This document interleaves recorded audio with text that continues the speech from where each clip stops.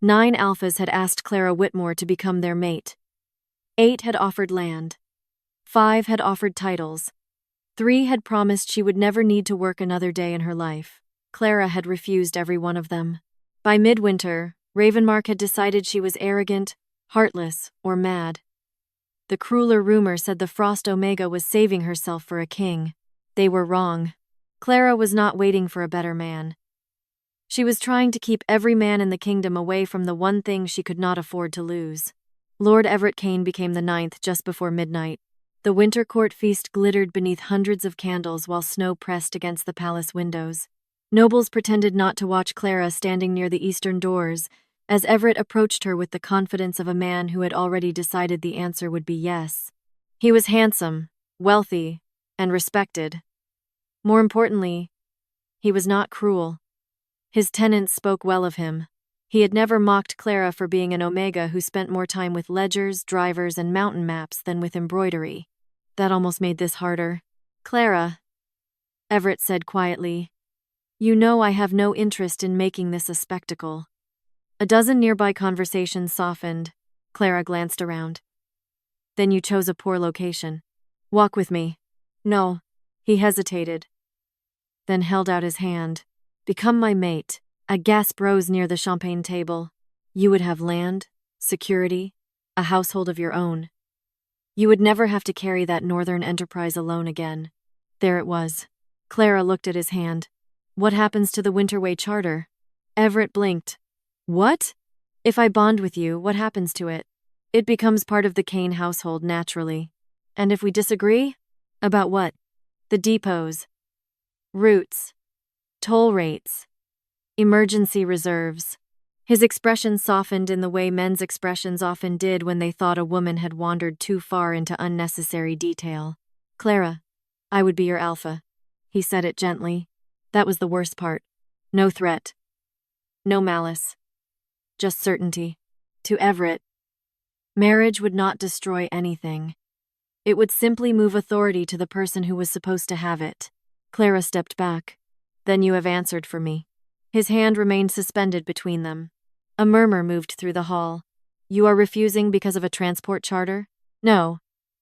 I am refusing because you think it becomes yours before you have even learned what it is." Color climbed his neck. "You have rejected 9 respectable men. 8 before you. You know what people are saying." "I know what people say when a woman keeps something they expected her to surrender." Across the hall, Alpha King Gideon Thorne stopped listening to his advisor. He had noticed Clara Whitmore before. Everyone had. An Omega who refused alphas had become one of the season's favorite entertainments. What caught Gideon's attention now was her face. When Everett finally bowed and walked away, Clara did not smile. She did not look triumphant. She simply exhaled, slowly, like someone who had been underwater too long. Beside Gideon, Lord Aldrin gave a quiet laugh. 9. She must believe no man in Ravenmark is worthy of her. Gideon watched Clara close her eyes for half a heartbeat. "No." Aldrin glanced at him. "Your Majesty? That is not pride." Clara turned toward the doors. "Then what is it?" Gideon saw her shoulders loosen by a fraction as the distance between her and Everett grew. Relief. Clara crossed the hall while whispers followed her. 9. Frost Omega. Waiting for the king. Difficult. She had heard worse. She kept walking. The whispers could not hurt her nearly as much as the thought of a stranger signing orders over roads she had built herself. Near the doors, Ash, Gideon's enormous gray wolf, suddenly lifted his head. Then he stood. Clara stopped. Ash did not approach her. He merely drew in a long breath, then another. Clara looked from the wolf to Gideon. "Should I be concerned?" "Usually," Gideon said. It was the first time they had spoken. Up close, he noticed what the candlelight had hidden. There was dried mud along the edge of her left boot. Not city mud. Pale gray, mixed with crushed pine needles. A streak of white salt marked the leather near her heel. Beneath the perfume of the feast lingered the sharp scent of mountain resin. Ash smelled it too. Frostfale. Gideon knew that scent. Every soldier who had crossed the northern pass knew it. He glanced toward the windows. The storm had begun before sunset. "You came from the mountains tonight." It was not a question. For the first time all evening, Clara looked unsettled. Only for a second. Then the wall returned. "Good night, Your Majesty." She walked past him. Ash turned and watched her leave. Gideon did the same. Behind them, the feast slowly recovered its noise. But Gideon no longer heard it. 9 alphas had come to the palace, believing Clara Whitmore's great mystery was why she kept saying no. Gideon suspected they had all been asking the wrong question. What had an Omega been doing on Frostvale Pass, in the middle of a winter storm, only hours before the kingdom gathered to decide what kind of life she ought to want? At 5 the next morning, while most of Ravenmark's aristocracy was still sleeping off the winter court feast, Clara Whitmore was standing in a stable with one boot braced against a wooden bench, tightening the leather strap around her ankle. The silk gown from the night before lay folded upstairs. In its place, she wore a heavy wool coat, dark riding trousers beneath a split overskirt, and gloves thick enough to survive mountain rope. Her hair was tied back without decoration. By the time the palace kitchens began lighting their first ovens, Clara was already riding north. Frostvale Pass looked nothing like the world she had left behind. There were no chandeliers here. No polished marble. No men discussing bloodlines over crystal glasses. There was only snow, pine, stone, and the hard blue light of winter morning. Clara followed the narrow road until the first Winterway marker appeared through the trees. 3 iron bands wrapped around a cedar post, each cut with a different notch. To anyone else, it was meaningless. To Clara, it said the road ahead had been cleared less than 6 hours ago. Another half-mile brought her to Depot 3. A woman in a brown work coat stepped out before Clara had fully dismounted. "You're late." Clara handed her the reins. "By 4 minutes. Disgraceful. Report me to the king." Martha Hale snorted.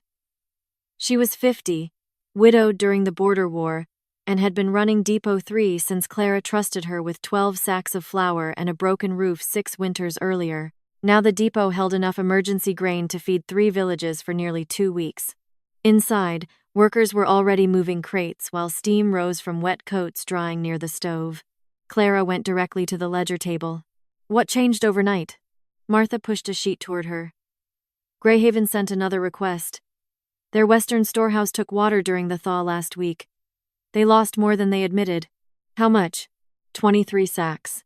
Clara's eyes moved across the numbers. "How many people?" 412, counting the logging camp. "Current reserve?" 5 days if they ration hard. Clara looked toward the wall map. Hollow Ridge still has 14 extra sacks from the autumn delivery. 12, Martha corrected. 2 spoiled. Then send 10. Keep 2 in reserve. That leaves Greyhaven short. Only if the next convoy follows the main road. Martha folded her arms. The South Bend is buried. Not the Shepherd Track. In Vinta? Clara pointed to the map. Use sleds instead of wagons. 2 teams. Switch horses at Bell Station. They save 7 miles and avoid the exposed ridge. Martha stared at her for a second. Then she smiled. "I hate when you're right before breakfast. You hate it after breakfast too." Clara moved on before the compliment could become sentimental. That was how Winterway functioned. Not through grand declarations. Through hundreds of decisions nobody at court ever saw. A widow deciding which grain stayed dry. A boy climbing a signal tower before dawn. A veteran with one leg checking harness straps. Drivers memorizing storm shelters. Stable hands counting horses. Someone always watching the weather. Someone always asking who had not arrived yet. 6 years ago, none of it had existed. There had been one abandoned way station that Clara's mother inherited from an uncle who died without children. That same winter, Clara and her mother had been trapped beyond Frostvale during a blizzard. A royal military convoy had passed less than 2 miles away. They had not stopped. Their orders were clear. Deliver supplies to the northern garrison before the road closed. By the time help reached Clara, her mother had been dead for almost a day. Clara still remembered the last thing she had said. Not a dramatic farewell. Not a blessing. Her mother had been shivering beneath 2 blankets, her breath barely visible. "If you ever build anything," she had whispered, "build something that doesn't decide certain lives matter less." Clara had been 21. The following spring, she sold nearly everything in the Whitmore townhouse that was not nailed down. Then she rebuilt the way station. 1 station became 2. 2 became 4. By the 6th winter, The Winterway connected 6 villages the Crown had once considered too expensive to keep supplied. Clara arrived at Signal Tower 4 shortly before noon. A teenage girl named Lucy was checking the beacon mechanism.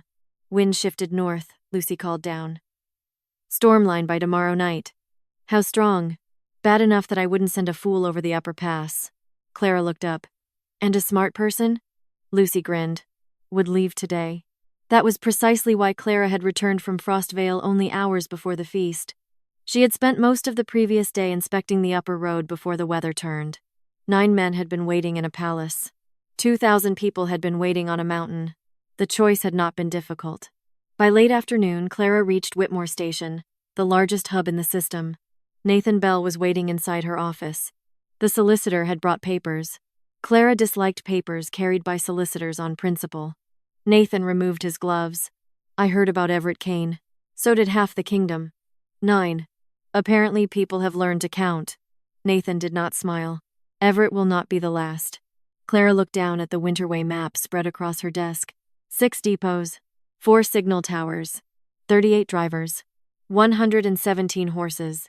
More lives than any marriage proposal had ever bothered to mention. If there is a 10th, she said, I will refuse him too. And the 20th? Clara raised her eyes.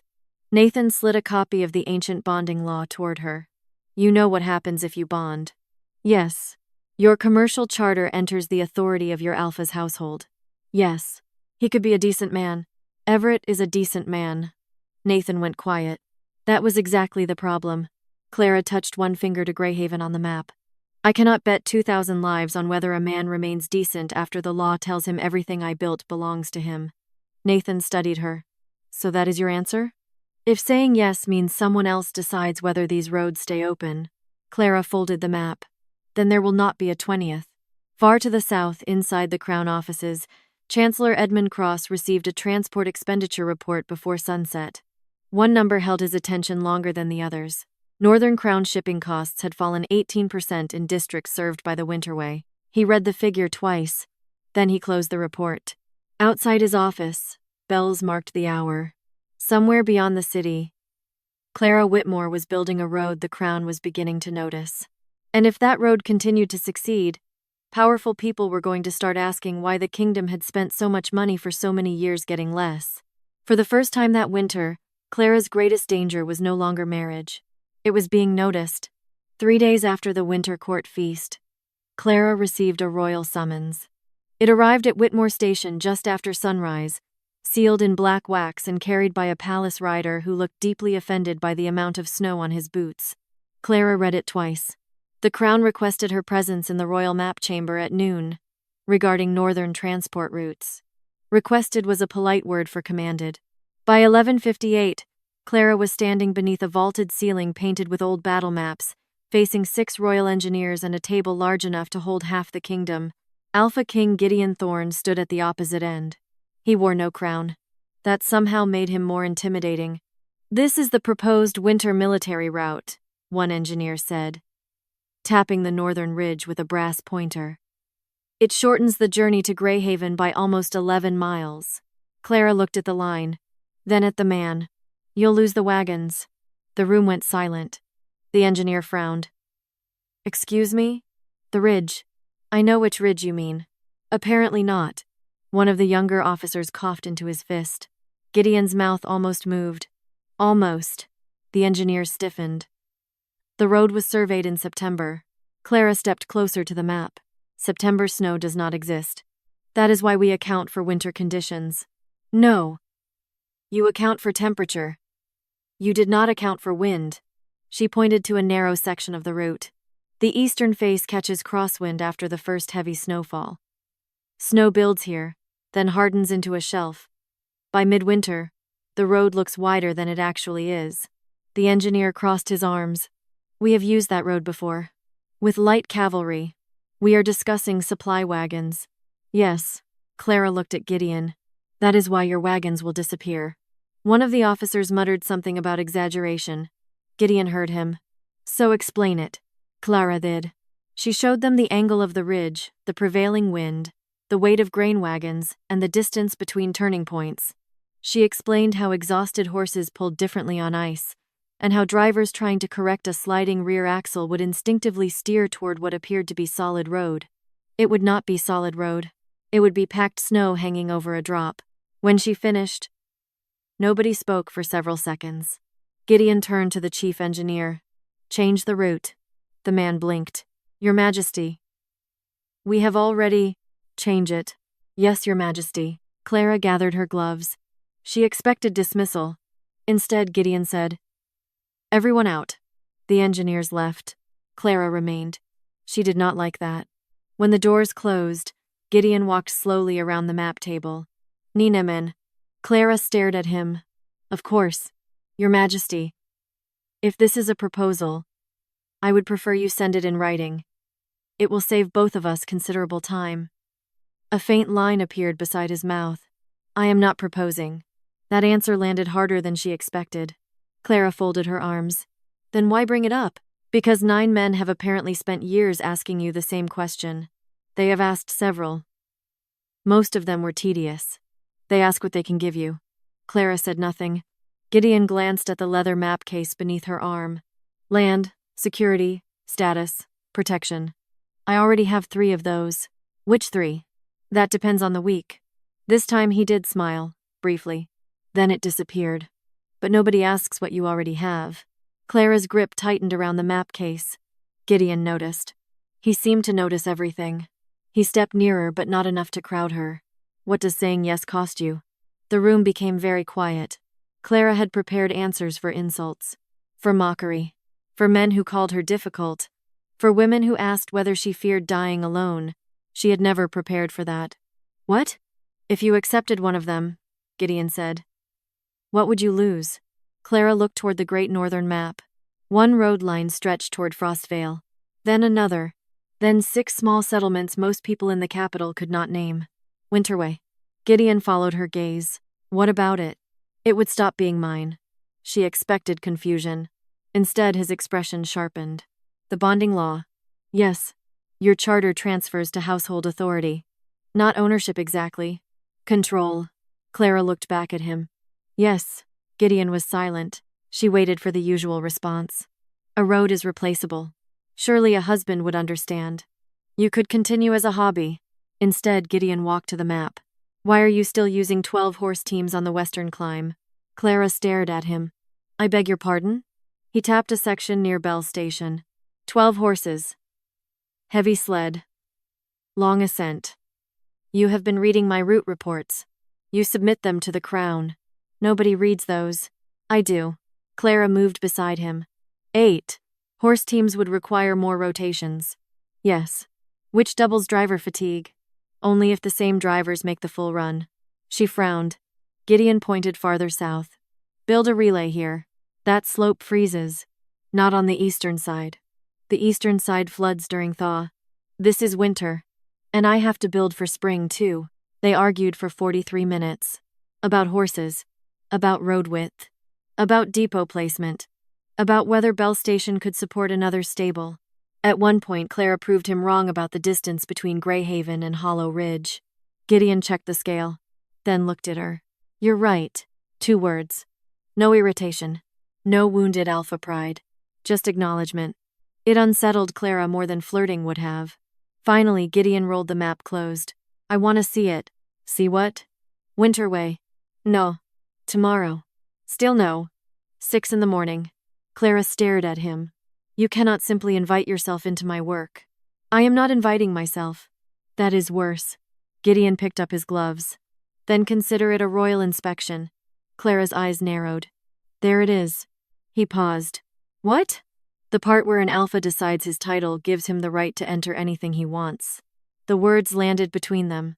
For the first time, Gideon did not answer immediately. Something changed in his face. Small, but real. Clara turned toward the door. Behind her, Gideon said, 6 o'clock. She did not look back. "You'll be standing in the snow alone." The next morning, at 5:45, Clara rode into Whitmore Station. Gideon was already there. So was Ash. And neither of them looked cold.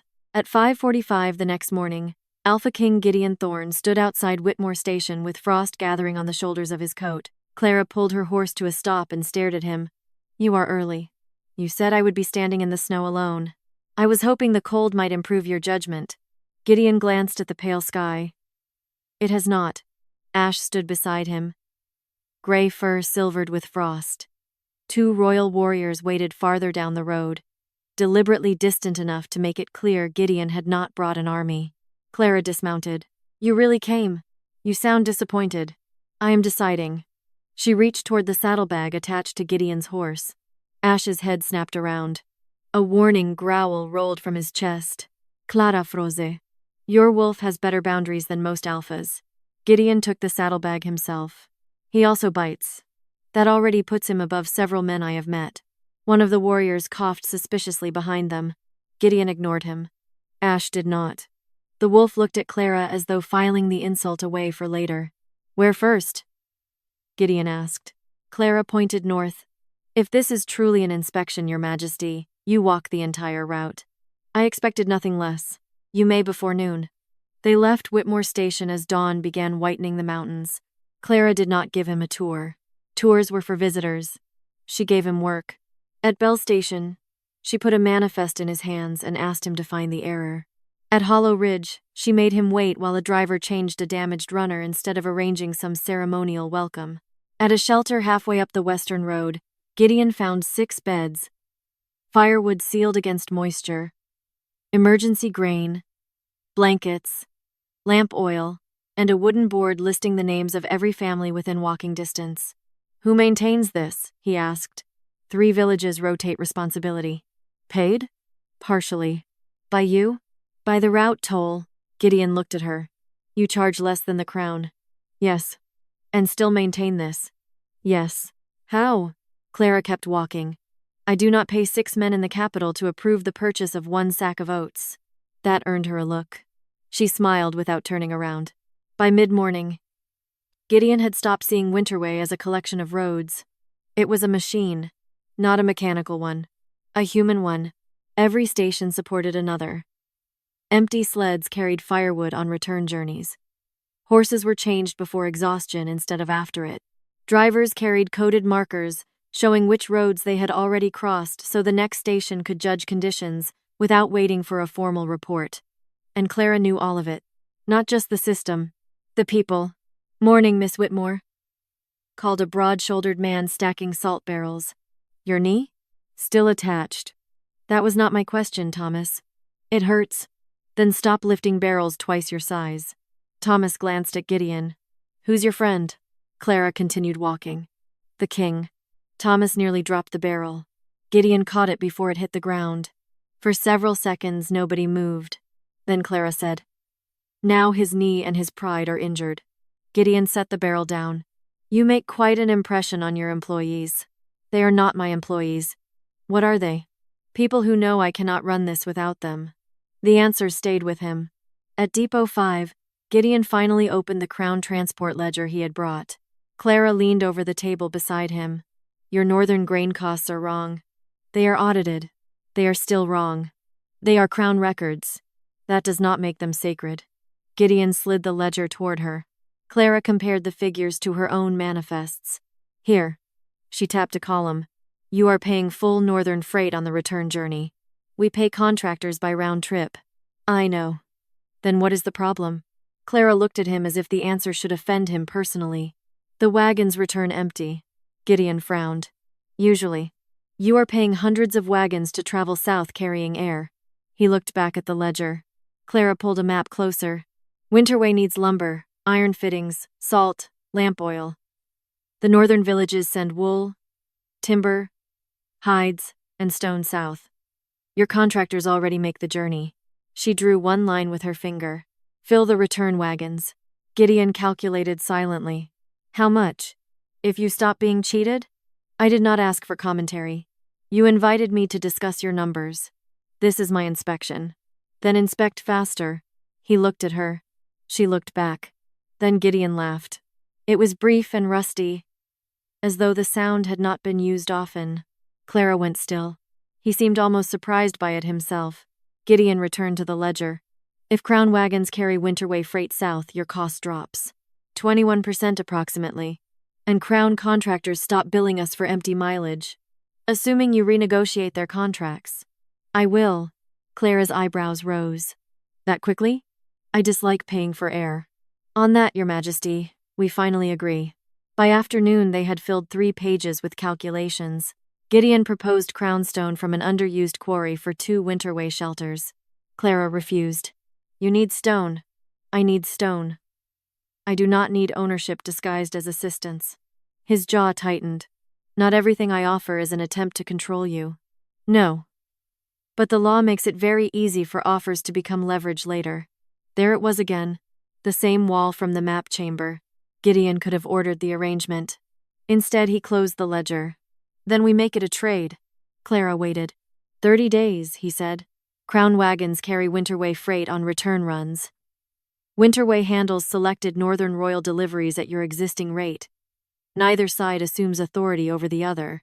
Clara considered him carefully. And the quarry stone? Purchased by Winterway at crown cost. No royal claim attached? No. Written? Of course. A small smile touched her mouth. You negotiate better on mountains. I govern better when people stop assuming I cannot read a contract. That makes 2 of us. They shook hands. Gideon's grip was warm despite the cold. Neither released immediately. Ash, lying near the stove, opened one eye. Clara withdrew first. Far south in the capital, a transport report changed hands after dark. Someone read the notice of a 30-day Crown Winterway trial. Then read it again. If the experiment succeeded, the Crown would discover exactly how much money had been disappearing into northern transport contracts. A second sheet was pushed across a desk. It contained the locations of Winterway's 4 signal towers. A finger stopped on the third. Nothing dramatic, a quiet voice said. Not yet. The paper was folded. Start with Tower 3. The first sign that the 30-day trial was working came from a number no one in the Royal Council wanted to discuss, 23%. That was how much the Crown had reduced northern transport costs in less than 2 weeks. Gideon stood at the head of the council table while 3 ministers explained, in increasingly elaborate language, why the number was misleading. Clara sat halfway down the room with a stack of Winterway manifests in front of her. She had been invited as a contractor, not an advisor. Several men at the table seemed determined to remember the distinction. The savings are temporary, Lord Mercer said. Winter conditions have been unusually favorable. Clara looked toward the window. Snow was hitting the glass sideways. She said nothing. Gideon noticed. So what does Whitmore think? The room changed. It was only one question, but every head turned toward her. Clara looked at Gideon. You are asking me? I generally direct questions toward the person I expect to answer. Lord Mercer shifted in his chair. Clara opened her ledger. The savings are real. Miss Whitmore. And they would be higher if the Crown stopped sending half-empty wagons north because quartermasters refused to combine civilian and military loads. We maintain separate supply classes for security. You are moving flour, not state secrets. A few mouths tightened. Gideon leaned back. How much higher? Another 8 to 12%. Mercer shook his head. That would require rewriting half the northern supply schedule. Clara met his gaze. Yes, as though that were simple. No. As though expensive incompetence does not become wisdom simply because it is traditional. Silence. Then Gideon said, Rewrite it. Mercer stared at him. Your Majesty? With Whitmore's routing model. Clara's eyes flicked toward Gideon. He did not look at her for approval. He simply moved to the next item. That bothered her less than she expected. 3 days later, Gideon made a decision that bothered her considerably more. Clara rode into Bell Station and found 12 royal soldiers standing beside the eastern storehouse. She stopped so abruptly her horse tossed its head. Gideon emerged from the building. What are they doing here? Protecting the depot. From what? We had 2 reports of strangers along the lower route. So you put armed men inside one of my stations without asking me? His expression hardened. I did not believe protection required permission. Clara dismounted. That sentence is exactly why men like you frighten women like me. The soldiers suddenly found the snow fascinating. Gideon lowered his voice. These roads now carry Crown supplies. They also carry widows, farmers, children, and drivers who trust me not to turn their stations into military posts. There may be a security threat. Then tell me. I just did. After the soldiers arrived. For several seconds they stared at one another. Gideon could have ended the argument with a command. Clara saw the moment he considered it. Then his jaw shifted. He looked toward the soldiers. "Captain." The officer straightened. "Move the men outside the station perimeter. 2 at the road, 2 at the stable. The rest rotate at the lower marker." Clara crossed her arms. "That is not the same as asking." "No." He looked at her. "But it is me learning." She had no answer ready for that. Ash solved the problem by limping. The wolf had been circling the yard when his right forepaw suddenly lifted from the snow. Gideon turned immediately. "Ash." The wolf tried to walk. He limped again. One soldier moved toward him. "Hold him down." "Don't," Clara said. The soldier stopped. Gideon looked at her. Clara crouched several feet away. "Ash." The wolf stared at her. She did not reach for him. "Show me." Ash remained still. Then, slowly, he put the paw down. Clara watched the movement. "Not the leg." Gideon knelt beside her. "What?" "The pad." She had seen horses favor a hoof the same way when a metal barb lodged beneath the edge. Clara held out one hand. Ash growled. "Charming," she murmured. Gideon almost smiled. Clara waited. Eventually the wolf allowed her closer. A small iron hook was buried beneath the thick pad, probably snapped from a freight harness. Clara removed it with a pair of stable pincers. Ash jerked once but did not bite. "There." She released his paw. The wolf stood, tested it, then lowered himself beside Clara's boots. Not touching her. "Just close." Gideon looked at the wolf, then at Clara. "He dislikes most people. The feeling is often mutual. He tolerated you." High praise. That evening, Clara and Gideon climbed Signal Tower 2 to review the new routing schedule. The mountains were dark by 6. Below them, tiny lights marked Winterway stations across the snow. Gideon looked over the numbers. "I am considering closing Hollow Point Depot after winter." Clara turned. "Why?" "It costs 300 crowns more than it returns. 47 families depend on it. A king cannot save everyone." The words came quickly. Too quickly. Clara went still. "Then at least know who you are choosing not to save." Gideon's eyes hardened. "You think I do not?" "I think numbers make distance convenient." He said nothing. The next morning he ordered a full review of Hollow Point. By afternoon the result was clear. Closing it would save 300 crowns and cost nearly 4 times that in emergency winter transport. Clara was right. Again. That night, Gideon found her asleep at a map table in Whitmore Station. One cheek rested against her folded arm. A pencil remained between her fingers. He did not wake her.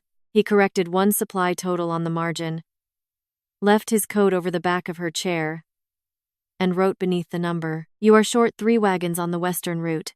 When Clara woke, she checked. He was right. She stared at the note.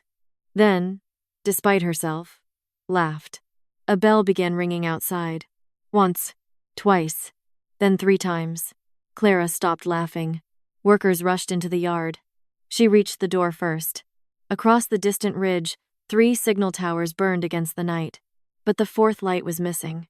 Clara's face changed. Gideon was already behind her. "What is it?" She stared toward the darkness. "Tower 3. Wind drove snow across the yard. That beacon never goes out." Then, from somewhere beyond the ridge, came the faint sound of a warning horn. One long blast. Too short. Clara grabbed her coat. "That is not a weather warning." Gideon followed her toward the horses. "What does it mean?" Clara looked back at him. Her voice was suddenly stripped of every trace of humor. "Convoy in danger." By the time Clara and Gideon reached the lower ridge, the storm had swallowed the road. Snow struck sideways hard enough to sting exposed skin. The horses fought for footing as wind tore through the pines, carrying the warning horn in broken fragments. One long blast. Too short. Convoy in danger. Clara leaned low over her horse. Tower 3 controls the western approach. Gideon rode beside her. "If the beacon is out, the convoy will continue toward the rope bridge." "Yes." "How many wagons?" 12 if they stayed on schedule." "How many people?" "Drivers, guards, handlers, at least 30. Clara kicked her horse forward. "And the bridge?" "Was inspected 3 days ago." That answer did not comfort either of them. Tower 3 appeared through the snow like a black skeleton. The beacon platform was dark. Clara dismounted before her horse fully stopped and ran toward the tower. The door hung open. Inside, A young signal keeper lay against the wall, blood drying near his temple.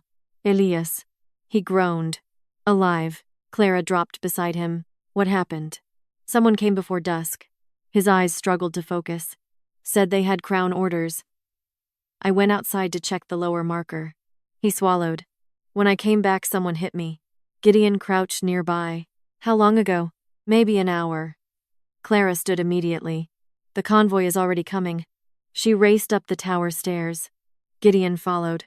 At the top, the problem became obvious. The beacon had not failed.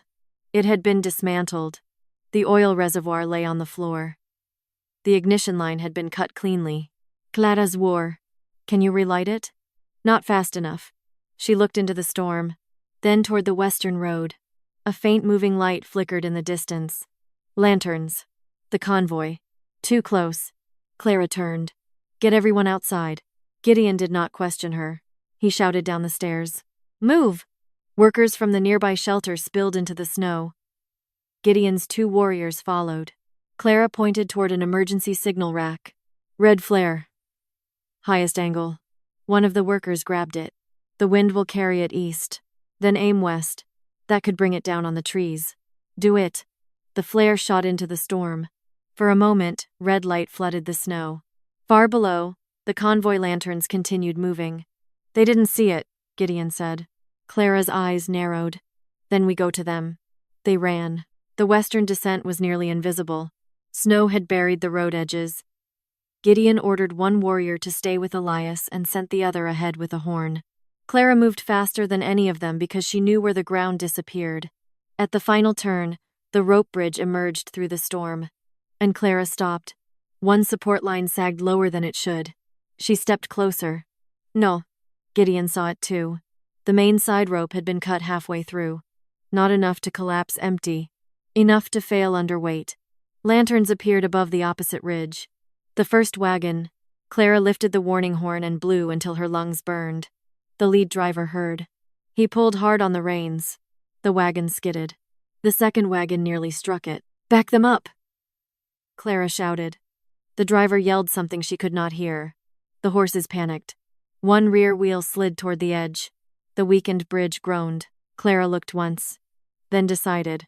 Cut the third sled loose. A driver stared at her. That's half the grain. Keep the grain and you lose the horses, the drivers, and the bridge. Nobody moved. Gideon's voice cracked through the storm. Do what she says. Knives came out. Harness ropes snapped.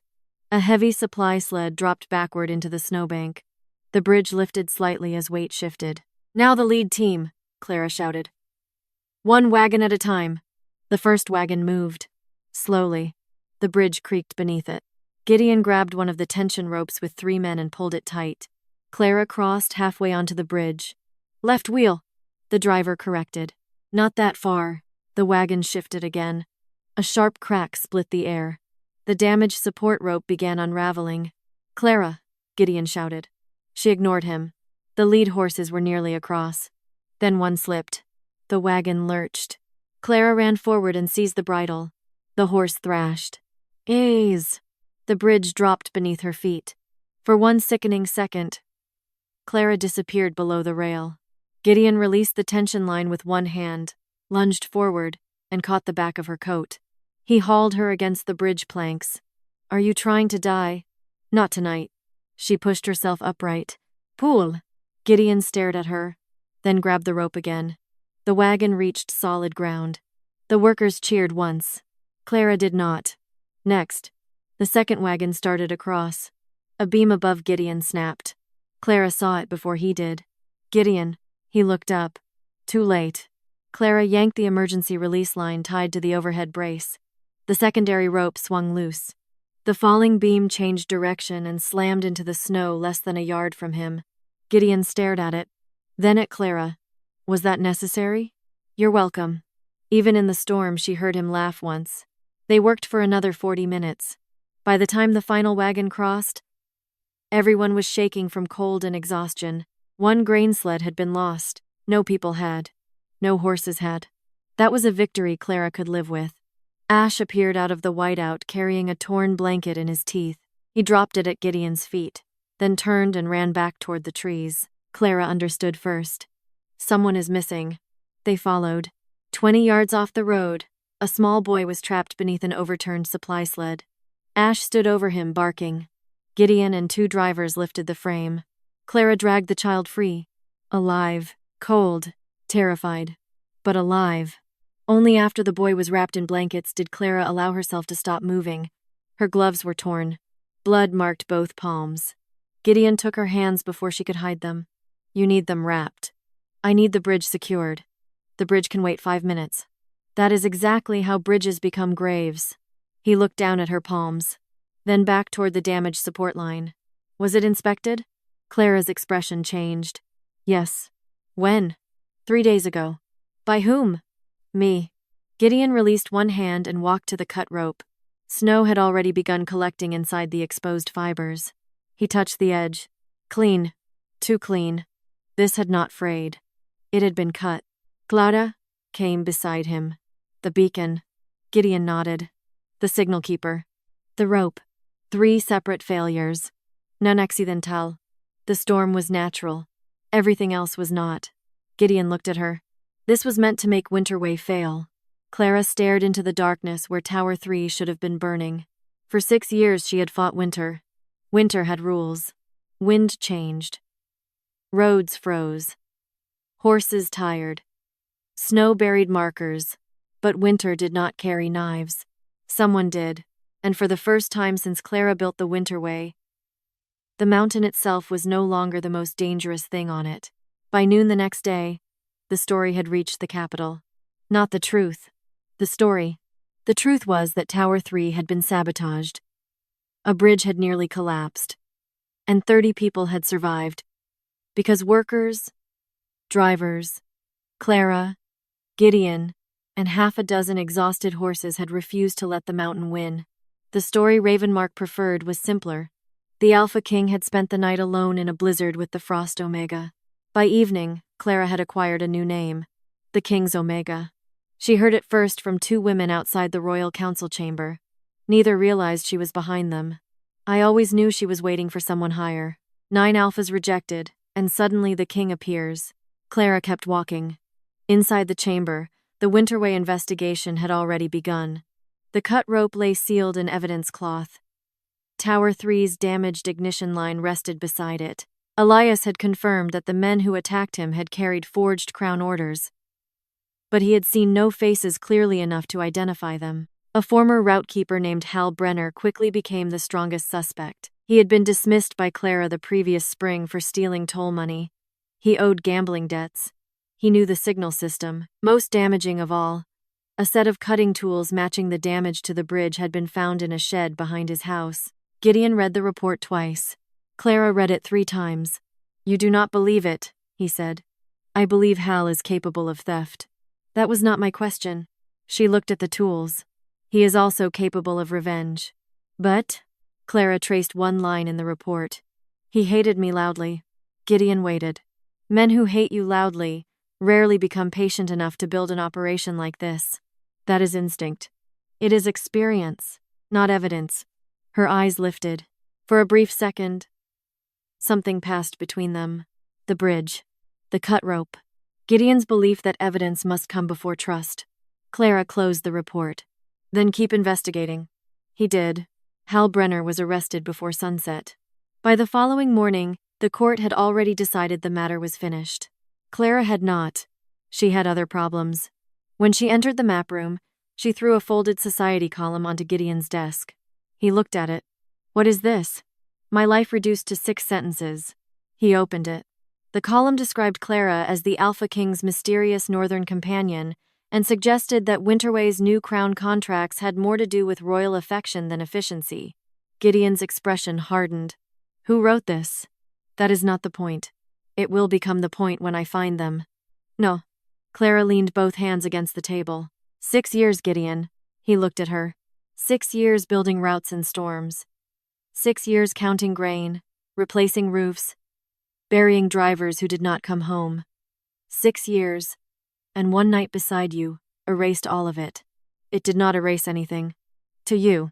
Her voice remained controlled. That is what you still do not understand. Men can stand beside a king and become more important. Women stand beside one and become his. Gideon said nothing. Clara looked away. They are calling me the King's Omega. Something in his face changed. I did not give them that name. No. She met his eyes again. But you are the reason they think it fits. Gideon could have told her to ignore them. He could have promised the rumors would fade. Instead, he picked up the Winterway proposal lying beside his hand. Tomorrow. Clara frowned. What? The council votes tomorrow on expanding the 30-day trial. I know. You will present it. She stared at him. The chancellor was supposed to. Not anymore. Gideon. The proposal is yours. He slid the document toward her. Your routes, your numbers, your name. Clara looked down at the papers. You cannot make them respect me. No. His voice softened. But I can stop helping them erase you. For several seconds, neither moved. Then Clara took the proposal. You are becoming inconvenient. I have been called worse. Not by me. Gideon stepped closer.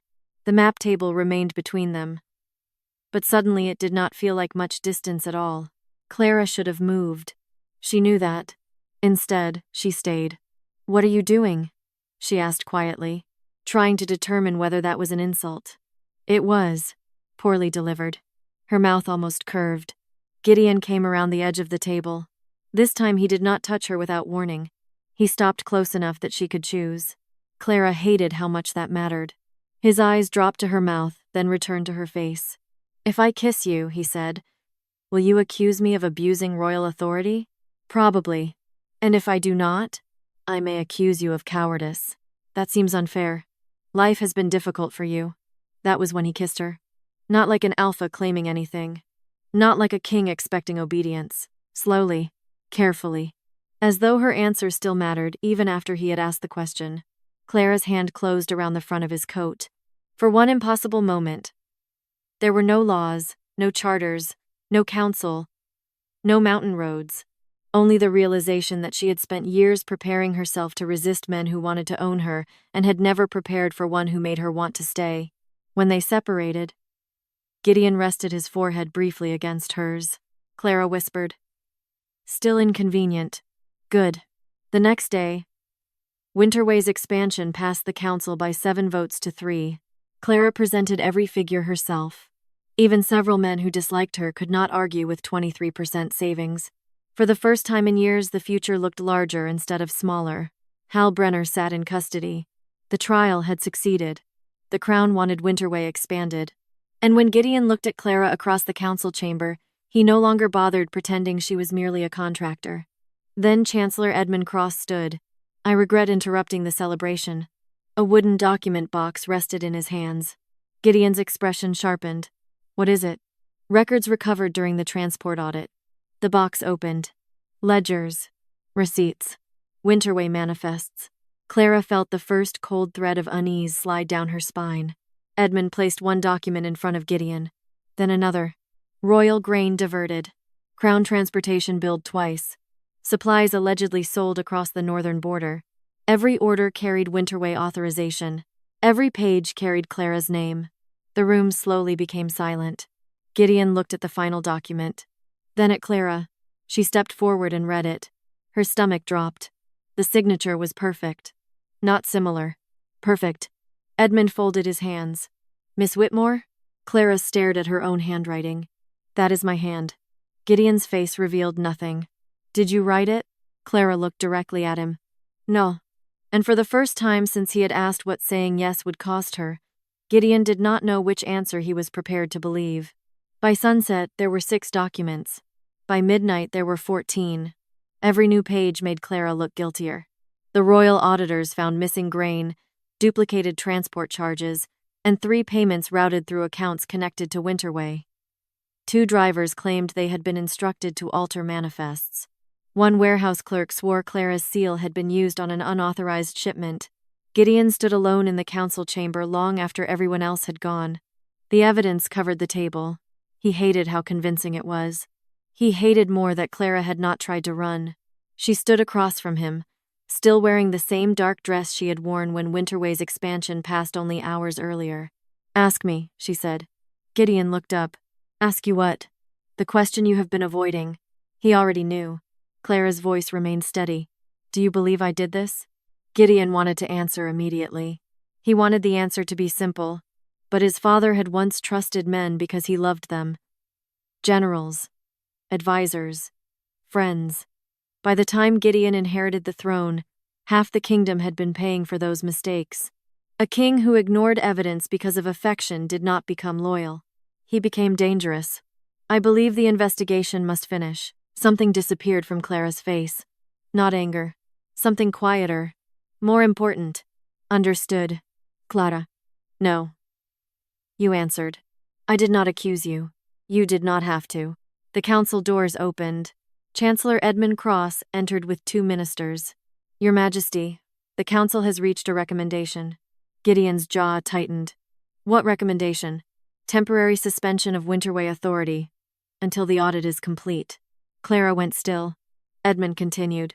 Crown administrators would control the depots, manifests, and supply routes. Only temporarily. Gideon looked at Clara. She was no longer watching Edmund. She was watching him. He knew what Winterway meant to her. He also knew the council had already discussed shutting the entire network down. Temporary crown control was the only compromise he had been able to secure. If he refused it, they would close Winterway before morning. Gideon took the decree. His hand paused above the ink. Gideon, Clara said quietly. He looked at her. 9 men had asked Clara to trust them with her future. He had believed himself different because he had asked what trust would cost her. Then he signed. The scratch of the pen sounded painfully loud. Clara stared at the signature. Effective until the investigation concludes, Gideon said. She gave a small nod. Of course. This protects Winterway. That finally made her look at him. No. Her voice was almost gentle. It protects the crown. Clara. 9 men told me what would happen if I bonded them. Gideon stepped toward her. This has nothing to do with mating. No. She looked down at the decree. It is worse. He stopped. They would have needed my consent first. The room went silent. You found a way to take Winterway without even asking for my hand. Gideon's face tightened. I am trying to keep it open. And I am supposed to be grateful that you only took control instead of destroying it? That is not what I meant. But it is what you did. Clara reached inside her coat. She removed the small silver route badge Gideon had given her after the 30-day trial began. For weeks, she had worn it without thinking. Now she placed it beside his signature. You asked me what saying yes would cost. Her eyes met his. Now you know. She turned and walked out. Gideon did not follow. For once, being king gave him no command that could repair what he had broken. Across the city, Edmund Cross received confirmation that Crown administrators now controlled every Winterway station. He read the decree, then smiled. Close Tower 2 and Tower 4 for inspection. His assistant hesitated. In this weather? That is the point. Outside, Ash lifted his head as Edmund passed through the corridor. The wolf sniffed once, then growled. Gideon looked down. Ash's eyes remained fixed on Edmund's gloves. A sharp, familiar smell lingered in the air. Black pine tar. The same substance packed into the fibers of the rope cut at Frostvale Bridge. Clara did not go home. She went to the records room. If the Crown believed Winterway had stolen grain, then somewhere inside the paperwork was the lie that made the accusation possible. She spread the copied manifests across a table and read until the letters blurred. Then she saw it. Root code 17. Clara stared. Winterway had not used W17 inches 2 years. The code belonged to an old Crown filing system, retired before the 30-day trial began. Whoever forged the documents had not copied Winterway's current records. They had copied archived Crown records. Clara stood so quickly the chair scraped backward. There was only one place old transport files and current shipment ledgers intersected. The Southern Warehouse District. By dawn she was there.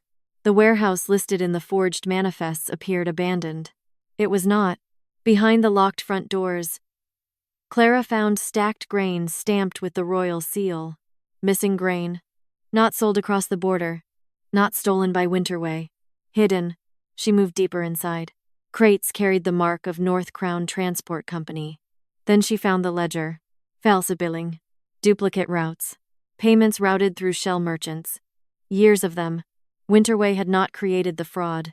Winterway had made it visible. Clara turned another page. Her blood ran cold. A folded map was pinned beneath it. Frostvale. 2 signal towers were marked for closure. A third mark sat above the main depot. Beside it, one sentence. Release before dawn. Clara knew what it meant. An old snow barrier above the western slope had been weakened after last spring's thaw. Winterway workers had planned to reinforce it before the next heavy storm.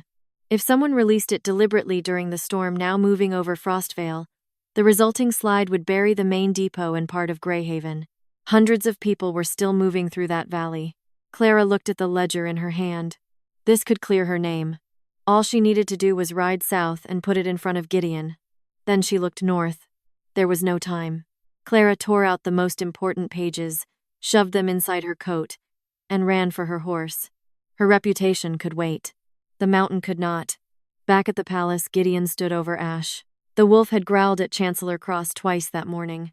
The second time, Gideon caught the scent himself. Black pine tar. He ordered the quartermaster to produce every recent purchase involving the substance. One invoice led to another, then to a private transport company, then to 3 shell owners, and finally to Edmund Cross. Gideon felt something inside him go cold, not because Edmund had deceived him, because Gideon had helped him. He had signed the decree. He had used the law Clara feared most to place Winterway in the hands of the man trying to destroy it. "Where is Clara?" he demanded. No one knew. 2 hours later, Gideon was riding north with Ash and 6 warriors. He found Clara at Frostvale already shouting orders. Families were being moved. Sled teams were turning toward the Shepherd Pass. Drivers were loading children before grain. Gideon dismounted. "Clara." She did not look at him. "Not now. I know who did it." "Good." She shoved a map into his hands. "If that slope breaks, 300 people die." Gideon looked toward the ridge. Snow moved like smoke along the upper face. "What do you need?" That finally made her look at him. For 1 second, the hurt from the council chamber returned. Then it disappeared behind command. "Your warriors on the west road. Nobody takes the main bridge. Send Ash with the first child convoy." Gideon nodded. New argument. No decree. No command over her. Done. Clara turned toward the mountain. A deep crack rolled across Frostvale. Everyone stopped. Then the ridge moved, and the snow began to fall. The mountain came down like thunder. Snow exploded across Frostvale, swallowing trees, road markers, and the upper path in a white wall. "Move!" Clara shouted. The first child convoy turned toward the Shepherd Pass. Ash ran beside it, barking whenever the drivers drifted too close to the buried edge. Gideon's warriors formed a line across the west road, forcing panicked travelers away from the main bridge. One officer grabbed Gideon's arm. "Your Majesty." "Whitmore's route cuts too close to the ravine." Gideon looked toward Clara. She was standing on a supply wagon, directing 3 sled teams through blowing snow. "Follow her." "Sir, if she is wrong." "I said follow her." The officer released him and obeyed. Clara heard. She did not look back. There was no time. The slide struck the main depot seconds later. The roof collapsed beneath the weight. A second wave buried the road behind it, but the people were already moving south. Clara's shepherd route held. By dusk, 312 people had reached the lower valley. Not everyone kept their belongings. 2 supply wagons disappeared beneath the snow. Half the main depot was destroyed, but no one died. For Clara, that was enough. 3 days later, the Royal Council assembled. Edmund Cross stood in chains. The warehouse ledgers, forged manifests, transport payments, and crown invoices left little room for defense. Clara stood at the opposite end of the chamber. Gideon did not ask her to stand beside him. This was her victory, too. The evidence against Clara Whitmore was convincing, Gideon said. The chamber remained silent. It was also false. He looked toward the ministers who had supported the suspension. Then at Clara. "My judgment was not." A murmur moved through the room. Kings admitted deception. They did not admit failure. Gideon continued. "I used crown authority to take control of something I had no right to seize." Clara's expression did not change. "But Ravenmark will not repeat that mistake." He placed an old parchment on the table. "The freehold covenant is restored. A mating bond may join households.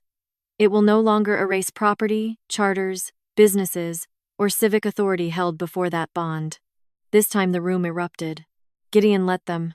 Winterway returned to Clara that same day, not as a royal department. As an independent northern authority partnered with the crown. That evening, Clara found Gideon waiting in the map chamber, the same room where he had once asked what saying yes would cost her. A blank map lay on the table. She stopped. What is this? The Western expansion. You already approved it. I know. He pushed the map toward her. The first 9 men asked you to enter what they had already built. Clara looked at him. I do not want that. Gideon stepped closer. I want to build something with you. She was quiet for a long moment. Then she said, I have conditions. For the first time in days, he smiled. I would be disappointed if you did not. Winterway stays independent. Agreed. No decrees before conversations. Agreed. And if your numbers are wrong, I get to say so publicly. His smile widened. That seems cruel. It is essential. Gideon held out his hand. Not as a king. Not as an alpha claiming an omega. Clara Whitmore, will you choose me? She looked at his hand, then at him. And this time, saying yes cost her nothing she had built. So she placed her hand in his. 9 alphas had offered Clara Whitmore a place inside their lives. Gideon Thorne was the first man who understood she already had one worth protecting. She did not disappear into his kingdom. She made it larger.